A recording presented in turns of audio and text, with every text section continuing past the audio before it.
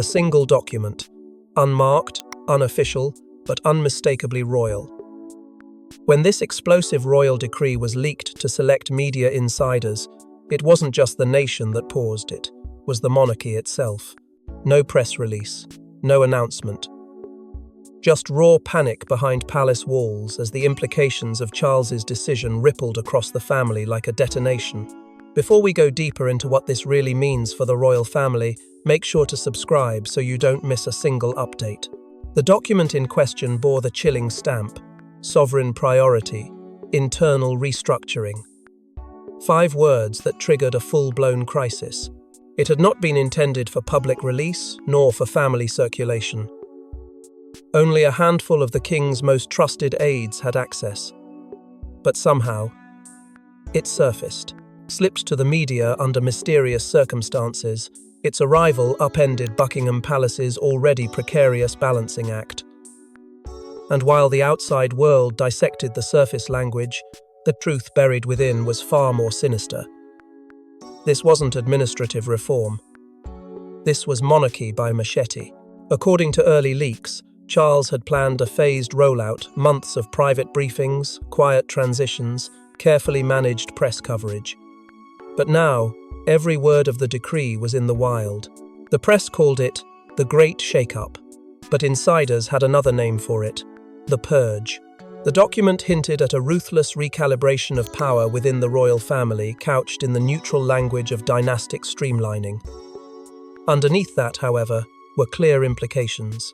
Roles would be stripped, titles reviewed, responsibilities reassigned or removed altogether. There were even clauses detailing structural exclusions from royal support systems, code for shutting doors that had remained open for generations. The reaction inside the palace was instant and volcanic. Senior aides threatened resignation, questioning not just the content of the decree, but the say-and king's judgment. Departments were paralyzed, unsure of their place. Some whispered that the king had lost touch. Others wondered if he was being manipulated. Either way, what had once been whispered speculation was now cold, written fact. Charles was rewriting the royal blueprint, and not everyone would survive the edit.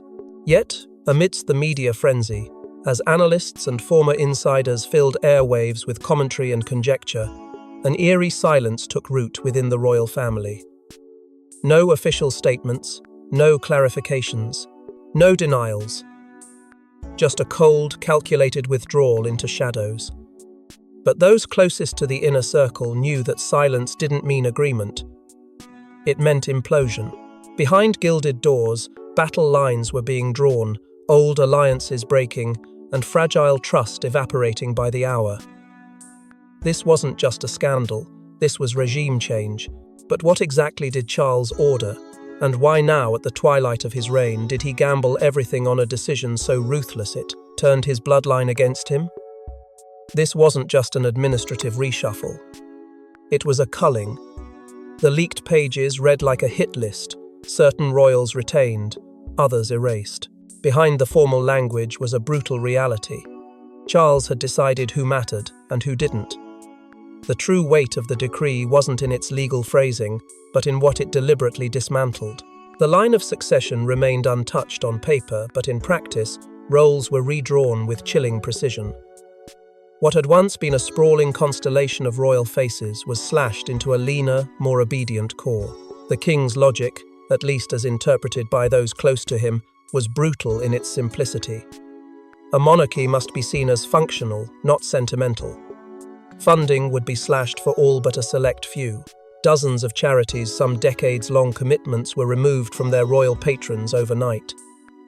Palace insiders whispered about efficiency, but for those left out, it felt like erasure. 3 senior royals, all once considered cornerstones of the public-facing monarchy, were effectively sidelined. No titles were stripped, no formal announcements made, but their names vanished from future state schedules.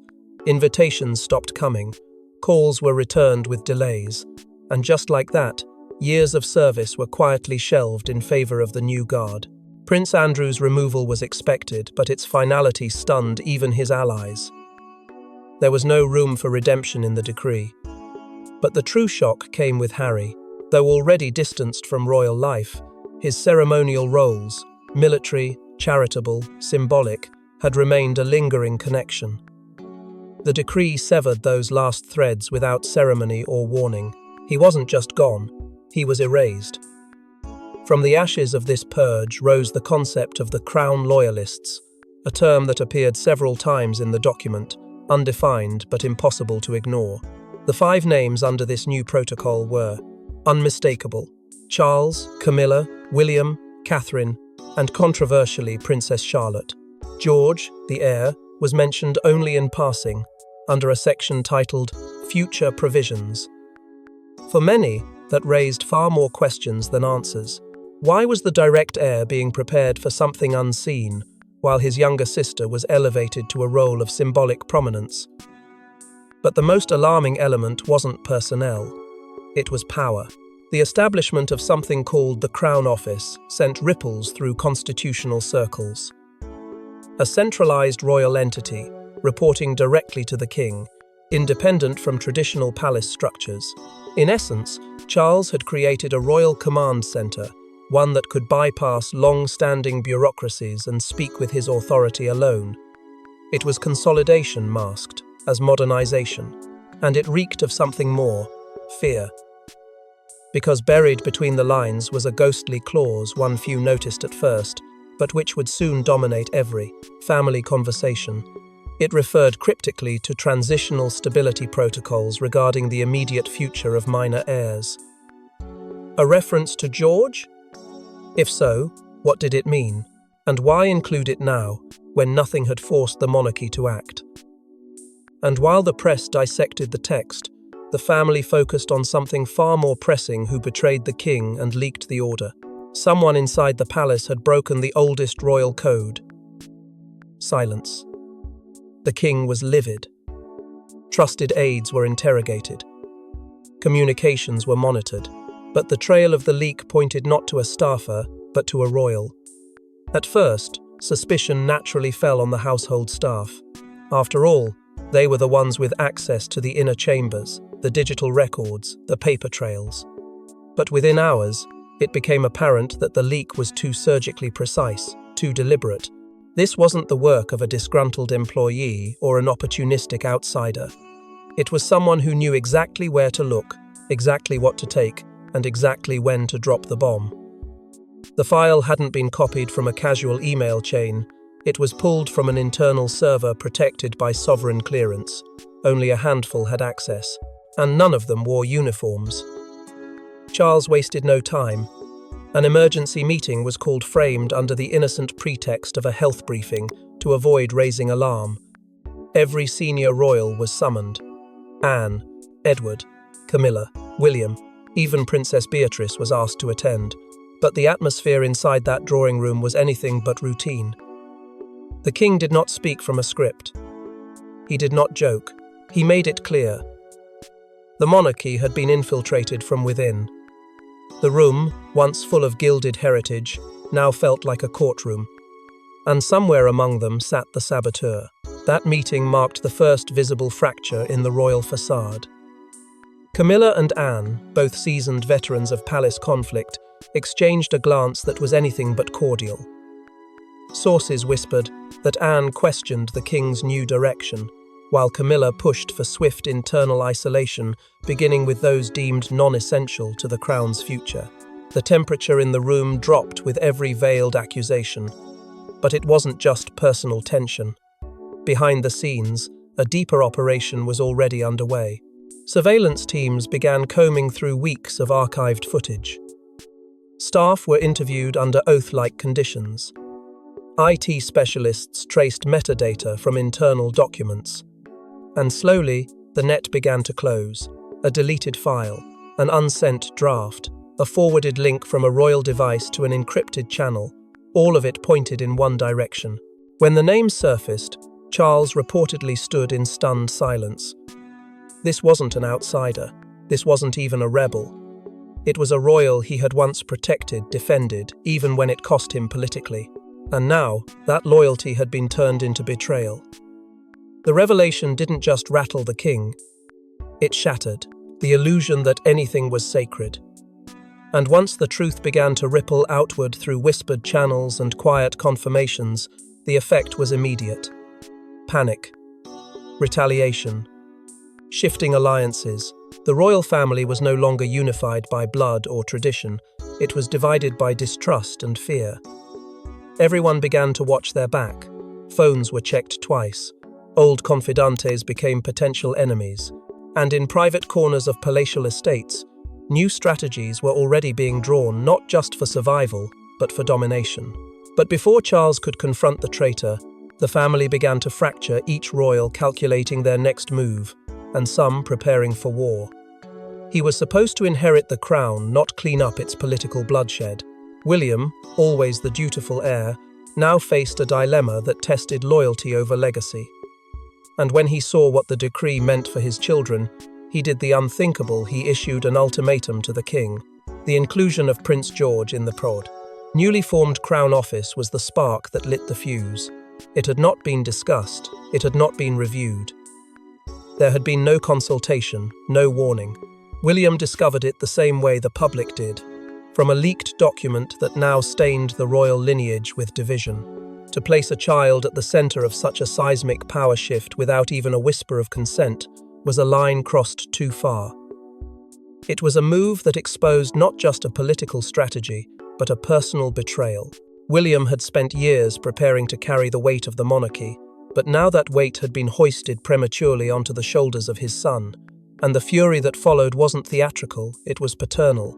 What was supposed to be a calm, closed-door discussion between father and son quickly unraveled into a cold confrontation. William demanded clarity. Charles responded with authority. The tone shifted. Words were exchanged in clipped surgical tones. And then came the silence. The kind of silence that only follows when family becomes enemy.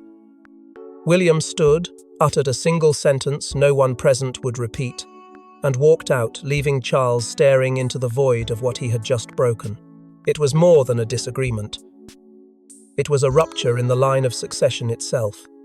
Back at Adelaide Cottage, Catherine reportedly urged William to take a step no heir had ever dared. Protect the children from palace politics, she told him. Not from the media, not from public life, but from the institution itself. That quiet directive became the foundation of his resolve. Within 24 hours, William delivered the threat in writing. Amend the decree, or I will step back from public duties indefinitely. No speeches, no state appearances, no military patronages. It would be a constitutional disaster, and Charles knew it. Royal aides were thrown into a frenzy, working overtime to patch what had spiraled into a full-blown succession crisis. Meetings were held at Sandringham and Clarence House. Memos were drafted, redrafted, shredded. Every option was considered except the one William demanded, because the king had already made his decision. Behind closed doors, Charles addressed his most senior advisors with a chilling finality. If he wants to go, let him. No emotion, no hesitation, just a monarch doubling down on the decree that was tearing his family apart. But William wasn't the only one with demands. Another royal was already preparing a countermove that would send shockwaves through Windsor. She said nothing. Not to the press, not to her aides. But those who knew Anne saw the shift instantly. She wasn't protesting the decree, she was working around it, and her next public appearance proved that the Princess Royal had no intention of obeying the king's command. 3 of Anne's longest-standing patronages, institutions she had nurtured, visited, and defended for decades, were struck from her slate in the new decree. Quietly, without fanfare, they were reassigned or left to fade into administrative limbo. The message was clear. Her role had been diminished. But Anne had never played by palace theatre. She believed in action, in duty without spectacle. And so, without any public statement or pre-approval, she arrived unannounced at the headquarters of one of the affected charities. Cameras clicked. No aide stood beside her. But her presence alone said everything. She wasn't there to stir trouble. She was there to make a point. The monarchy could change its paper, but not her purpose. What caught even more attention, though, was the brooch. Not flashy, not new, but unmistakable. A gift from the late Queen Elizabeth, worn only twice before, once at a royal jubilee and once at Her Majesty's memorial. Its reappearance now wasn't fashion, it was a statement, subtle, sharp, and impossible to ignore. That single accessory screamed louder than a press conference ever could. Anne was invoking the old guard, reminding everyone where her loyalties truly lay. Within hours, an internal memo leaked like so many others made its way through royal channels. It came from Charles's office, dressed in diplomatic language but heavy with warning. Anne was strongly advised not to repeat unsanctioned appearances, yet that only hardened her resolve. Days later, a rare statement was released under her own signature, not on palace letterhead, not through official communication, just her words, plain and pointed. "I will continue to support institutions I believe serve the public good. This is a personal commitment." It wasn't just defiance, it was defiance written in ink. The repercussions were immediate, but invisible to the public. Schedules shifted, meetings were cancelled, long-serving aides were quietly moved or reassigned, and yet, within the royal household, another narrative was growing. Anne was not alone. Whispers began to surface that she was holding discreet talks with former aides, loyalists who had served her mother, men and women who had no place in the new royal order but still held influence in the margins. Names resurfaced, some dismissed, some disgraced, others simply waiting. It was no longer a matter of symbolism. Anne was building something, not to destroy but to resist. And the tension between tradition and transformation now had a new figurehead, calm, calculated, and impossibly steady. But while Anne's rebellion was dignified and quiet, the next was neither, because what Meghan and Harry did next reignited the monarchy's most volatile firestorm. They were already out, but now they were out for revenge. With the decree branding them non-operational, Meghan and Harry launched a media barrage. But this time, it wasn't about healing. It was about exposing what Charles didn't want the world to know. Their silence after leaving the institution had often been interpreted as retreat, exhaustion, even surrender. But the leaked decree reignited something far older and far deeper, the belief that they had never truly been allowed to tell their side of the story. And now, the door had been kicked open wide enough for them to walk straight through it. Just days after the leak, they appeared together in a joint interview unlike any they had done before. There was no soft lighting, no carefully measured pauses, no attempts to bridge understanding. Meghan spoke first, and she did not temper her words. She accused Charles of institutional betrayal, arguing that the monarchy, under his direction, had crossed from tradition into authoritarian control. She questioned the legality of a decree that affected roles, funding, and familial identity without consultation, oversight, or consent. Her tone was controlled, but the sting was unmistakable. She was not pleading, she was prosecuting. Then Harry spoke, and the emotional weight shifted. He revealed details of a private conversation with Charles in the days following Queen Elizabeth's funeral, a meeting long rumoured but never confirmed. He claimed that in that moment, Charles had promised understanding, patience, and space. It was portrayed as a reconciliation in progress, but according to Harry, that promise was a lie.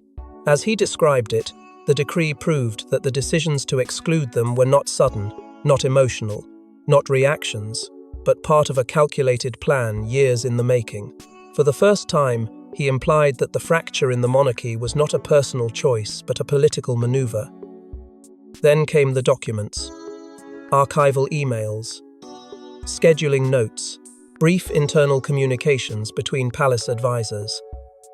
Nothing explosive on its own, but together, enough to paint a pattern of exclusion that began long before their departure was finalized. It suggested preparation, preemption, strategy. If the monarchy had presented their exit as spontaneous rebellion, Harry now reframed it as forced exile. Within weeks, Netflix fast-tracked a multi-episode special under the working title The Crown Crisis. Already recorded interviews, personal recollections, and behind-the-scenes footage were reorganized to reflect the new narrative. The Sussexes weren't reacting to the monarchy's decline, they were documenting it.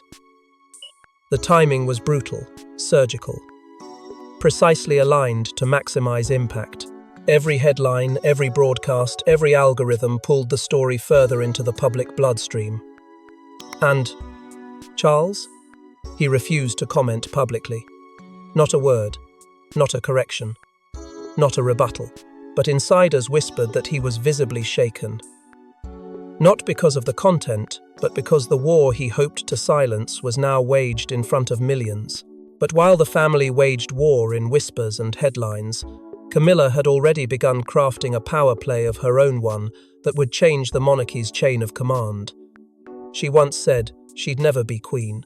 Now, she was pulling strings behind the throne.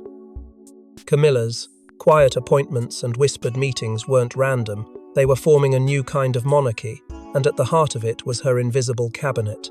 In the shadow of Charles's decree and the fallout that followed, Camilla moved with precision. While the rest of the royal family scrambled to respond, react, and retaliate, she built. One by one, she began placing advisors into key positions, not public appointments, but roles that dictated the flow of palace operations from within. Under the guise of modernization, she created a network loyal only to her. Trusted friends from aristocratic circles, former press officials, even a controversial political strategist whose ties to the monarchy had once been severed, all brought in quietly, all reporting directly to her. And soon, staff began referring to them not as aides but as the Queen's shadow cabinet. Their influence was subtle. At first, meeting schedules adjusted, internal memos redrafted. But it grew fast.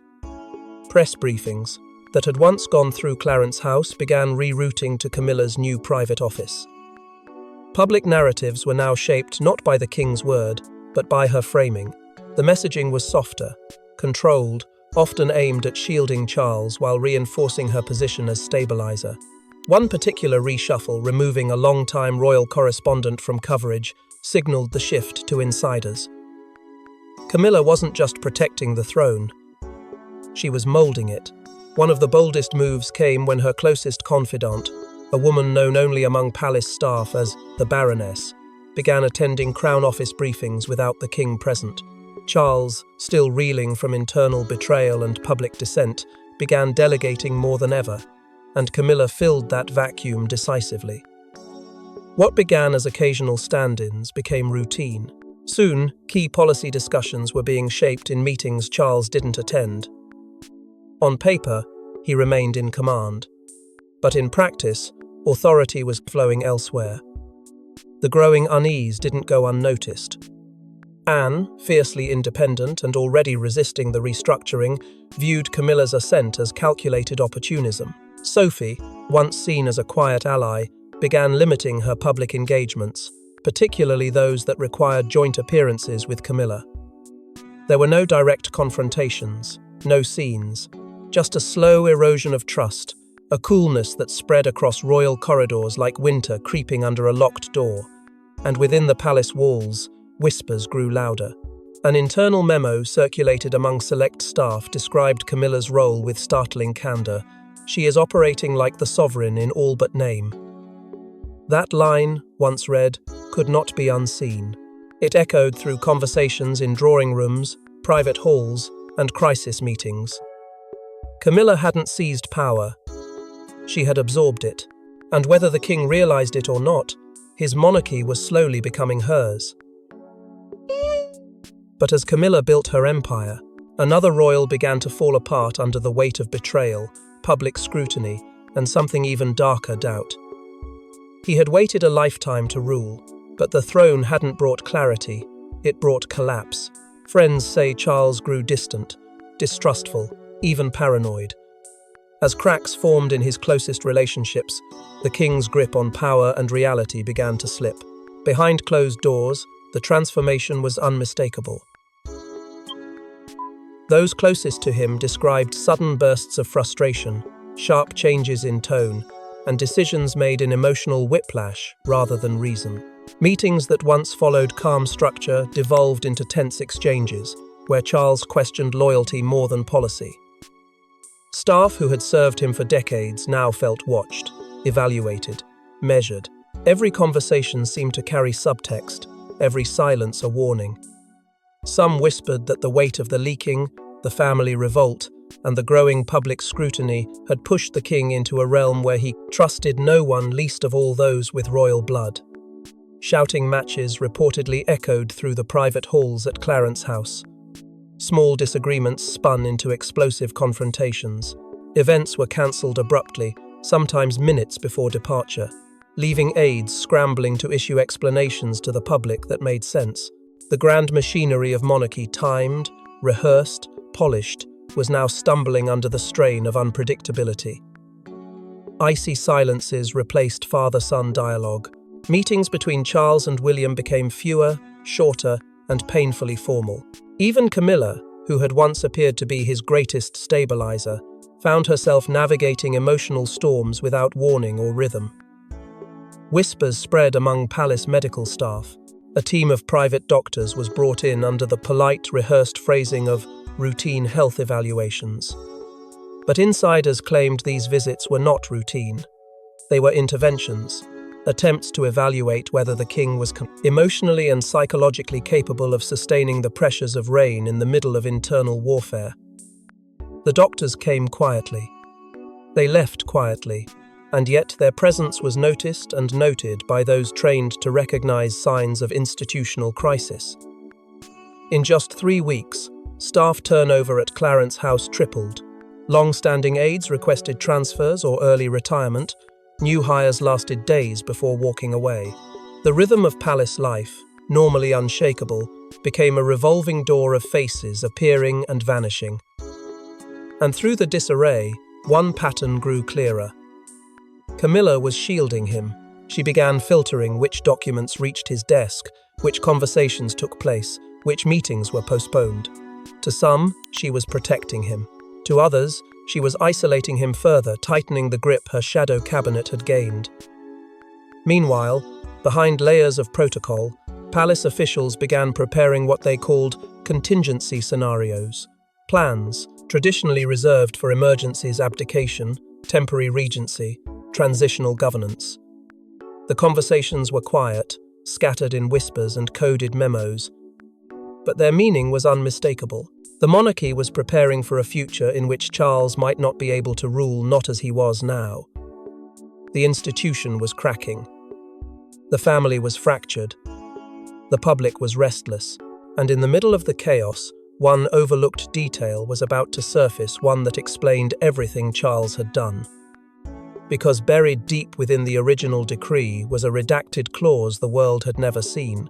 With the king unraveling, the family divided, and the monarchy on the brink, the world braced for one final twist, a secret clause in the decree that had been redacted from every leaked version until now. It was hidden deliberately. Buried in the decree was one final clause, marked confidential. But when it surfaced through a second leak, it didn't just change the monarchy, it detonated it. Because the clause named a successor no one expected, and one the crown had vowed never to consider. The clause was short, obscurely worded, but the meaning was unmistakable. In the event of monarchical instability, the sovereign reserved the right to nominate an alternate regent, bypassing the standard line of succession temporarily or in emergent national interest, indefinitely. At first glance, it read like a safeguard, a fail-safe for crisis. But then came the name, Princess Charlotte. Not William, not George. Charlotte. Her position had always been symbolic, ceremonial, safe. But this clause gave her something else entirely: power. Within minutes of the leak, the monarchy's internal machinery shuddered. George's team was caught off guard. No one had been briefed. No preparation, no explanation. William, still reeling from his confrontation with Charles and the Crown Office debacle, was said to be incandescent. To be skipped was one thing, but to have his son bypassed as well? It wasn't just a rejection. It was a repudiation of the entire line of future kings. The private fury that erupted behind Kensington walls was unlike anything seen since the abdication crisis. The justification, as outlined in an accompanying memo from the Crown Office, only fanned the flames. Charlotte, it stated, represented a fresh embodiment of the modern monarchy. She was untainted by recent controversies, unencumbered by burdens of inherited expectation, and held public favourability across key demographics. Language wasn't constitutional, it was political, market-tested, focus-grouped, and to some, deeply manipulative. Global media exploded with speculation. Had Charles lost faith in William? Had he seen George's inclusion in the Crown Office as a mistake to be corrected?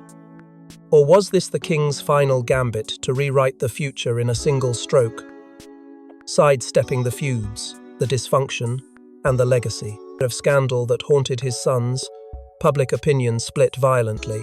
Some praised the move as visionary, others saw it as dynastic sabotage. Constitutional experts debated the legality. Former courtiers whispered that this had been planned all along. Behind palace walls, the air grew colder. No family dinners, no joint engagements. Even private communications among senior royals reportedly ceased. Trust was gone. What remained was posture, survival, calculation. In a monarchy built on bloodlines, Charles had thrown a torch into the genealogy itself, and the fire was spreading. As the dust settles, one question echoes across the palace halls and public squares alike: was this Charles's final act of control, or the beginning of the end for the House of Windsor? Thanks for watching. Please don't forget to like and subscribe, and we will see you in the next one.